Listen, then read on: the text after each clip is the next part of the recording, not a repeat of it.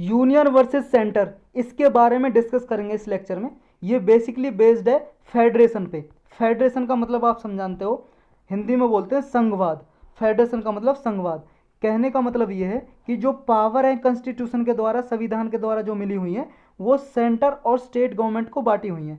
कुछ power state government के पास है और कुछ सेंट्रल गवर्नमेंट के पास है। कि कुछ कानून ऐसे हैं जो स्टेट गवर्नमेंट बना सकता है और कुछ ऐसे हैं जो सेंट्रल गवर्नमेंट बना सकता है।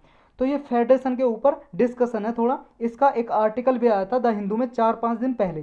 तो ये हमें समझना है सेंटर और यूनियन का क्या मतलब है। अभी इस पर कंट्रोवर्सी चल रही है, विवाद चल रहा है।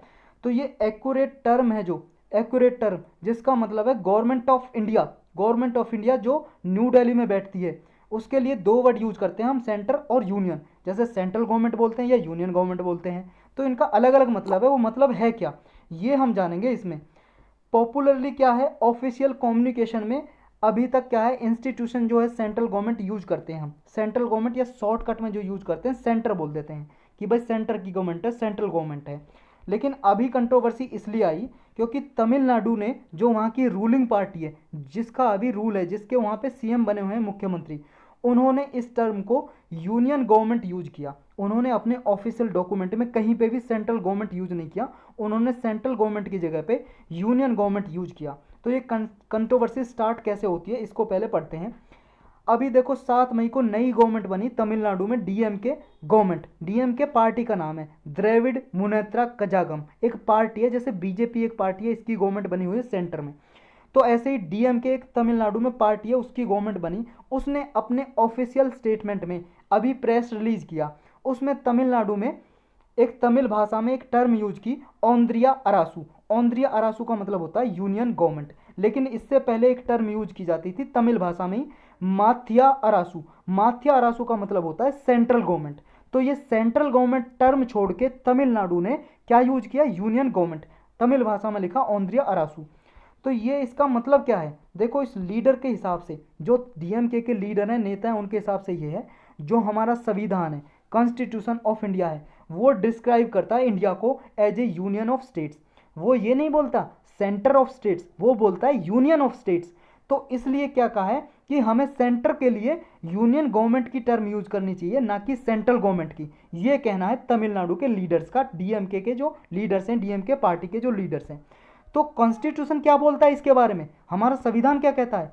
संविधान कहता है कि इंडियन कॉन्स्टिट्यूशन यूज करता है यूनियन, यूनियन टर्म यूज करता है पूरे इंटायर कंट्री के लिए। ये बहुत सारे आर्टिकल में दिया भी हुआ है यूनियन, कहीं पे सेंटर नहीं दिया हुआ। जो ओरिजिनल कॉन्स्टिट्यूशन था, कहीं पे भी सेंट्रल गवर्नमेंट यूज नहीं किया था।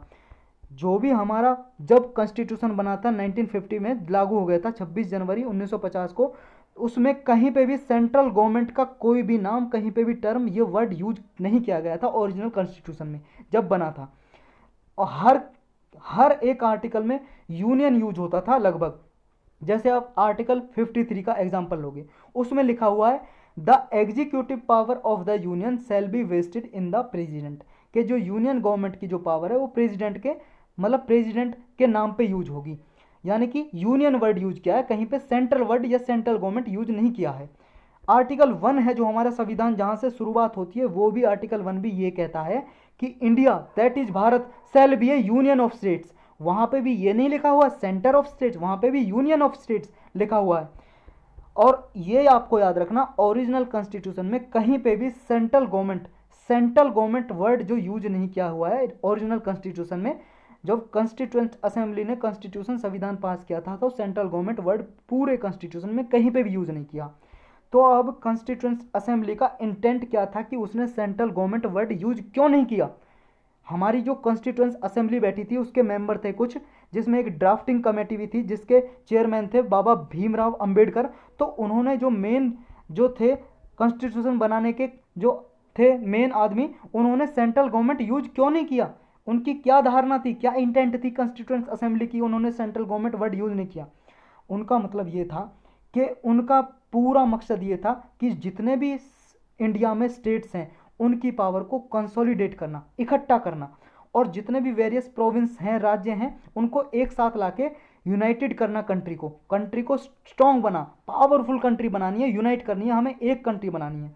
इसी के लिए जवाहरलाल नेहरू ने एक ऑब्जेक्टिव रिजोल्यूशन लेके आए, ऑब्जेक्टिव रिजोल्यूशन, जिससे हमने प्रियम्बल लिया, जो प्रस्तावना है हमारे कॉन्स्टिट्यूशन की, प्रियम्बल लिया, जो हमारा कॉन्स्टिट्यूशन के प्रीफेस बोलते हैं या इंट्रोडक्शन बोलते हैं। जब स्टार्ट होता है कॉन्स्टिट्यूशन की बुक खोलोगे आप, सबसे पहले प्रियम्बल आता है, we the people of India, ये आता ना जो लिखा, ये हमारा प्रियम्बल।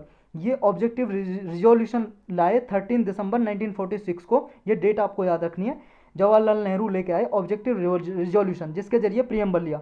उसका भी टारगेट यही था कि India shall be A union of territory, India क्या रहेगी, यूनियन ऑफ टेरिटरी, और जो ज्वाइन करेगी इंडिपेंडेंट, सॉवरेन और रिपब्लिक।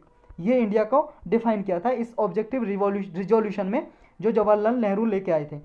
उसके बाद भीमराव अंबेडकर ने भी जस्टिफाई किया, उन्होंने भी कहा यूनियन ऑफ स्टेट्स हमने वर्ड यूज किया है, तो इसका मतलब ये है, देखो इंडिया फेडरेशन नहीं था, इंडिया फेडरेशन नहीं था, लेकिन ये किसी एग्रीमेंट का भी रिजल्ट नहीं है, मतलब किसी एग्रीमेंट, समझौता नहीं हुआ स्टेट्स के बीच में कि सारे स्टेट्स ने, जितने भी राज्य हैं, उन्होंने समझौता किया हो, एग्रीमेंट किया हो, तब एक साथ आए हो, ना ना, ऐसा कोई समझौता नहीं हुआ। जबरदस्ती लेके आए थे स्टेट्स को कि भाई साहब इंडिया बनाना है। और पहले इंडिया, देखो इससे पहले क्या है, इससे पहले इंडिया फेडरेशन था, 1935 का एक्ट जो पास हुआ था, फेडरेशन ऑफ इंडिया रहेगा, ऐसा आया था।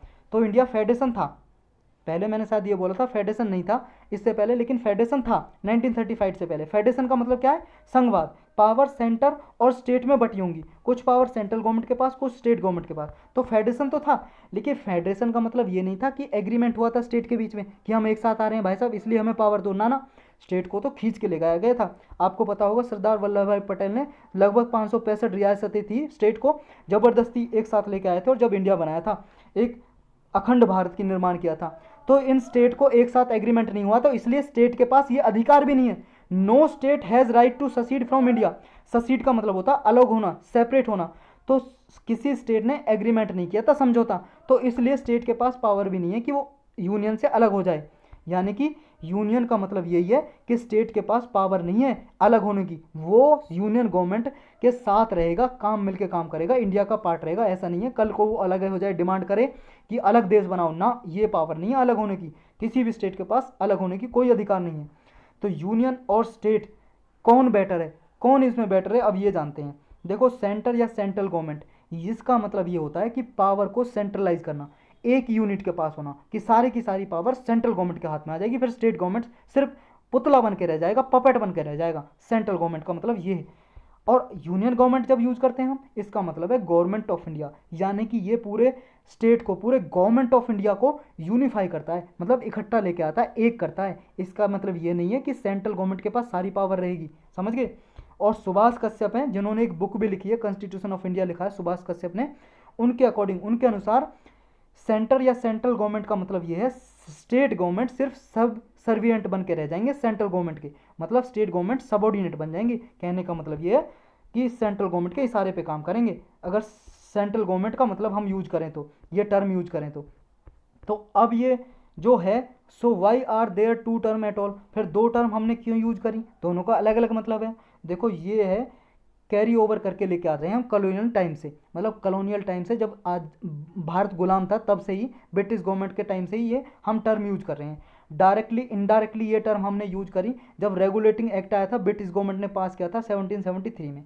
1999 में गवर्नमेंट ऑफ इंडिया एक्ट आया था, इसमें भी यूज किया था। लेकिन 1935 का जब एक्ट आया, 1935 का जब कानून आया, गवर्नमेंट ऑफ इंडिया एक्ट 1935, तो गवर्नमेंट ऑफ इंडिया एक्ट, इसमें फेडरेशन वर्ड सबसे पहले यूज किया गया, कि फेडरेशन ऑफ इंडिया पहली बार यूज किया गया, कि इंडिया फेडरेशन रहेगा, कि कुछ पावर स्टेट गवर्नमेंट के पास, कुछ पावर सेंट्रल गवर्नमेंट के पास, ये यूज किया गया। और मॉडर्न टर्म में यूनियन वर्ड यूज किया जा गया सबसे पहली बार 1946 में, जब कैबिनेट मिशन प्लान आया था, जो गवर्नमेंट, जो ब्रिटिश गवर्नमेंट थी वो लेके आई इसे, कि हमें ट्रांसफर करनी है पावर, कि इंडिया के हाथों में ट्रांसफर करनी है, इंडिया को आज़ाद करना है, तो कैबिनेट मिशन प्लान लेके आया, आपने पढ़ा होगा हिस्ट्री में 1946 में। तो उसमें मॉडर्न टर्म यूनियन का पहली बार वर्ड यूज किया, ताकि इंडिया को यूनाइट करके रखा जा सके। जब हम पावर ट्रांसफ़र करें, भारत आज़ाद हो, तो इंडिया यूनाइट रहे, इंडिया एक रहे, काफ़ी सारे देशों में ना बट जाए, इसलिए यूनियन वर्ड यूज किया।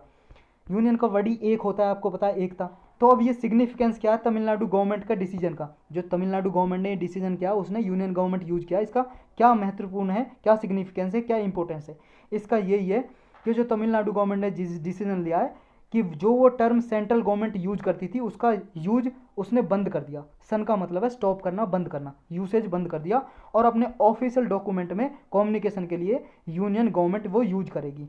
इसलिए वो एक तरह से ये स्टेप है कि वो याद दिलाना चाहती है लोगों को, हमारे संविधान का जो कॉन्शियसनेस है उसको दोबारा से रीगेन करो, जो उसमें दिया गया था ओरिजिनल कॉन्स्टिट्यूशन में उसका यूज करो। तो यही था बस इस लेक्चर में इसके बारे में। अगर यूपीएससी पूछ ले कि यूनियन या सेंटर, सेंटर या central government, central government word हमारे ओरिजिनल कॉन्स्टिट्यूशन में यूज किया था क्या, उसका जवाब है नहीं। ओरिजिनल कॉन्स्टिट्यूशन में जब बना था तो सेंट्रल गवर्नमेंट का वर्ड कोई भी नहीं था। तो बस इतना ही है इस लेक्चर में।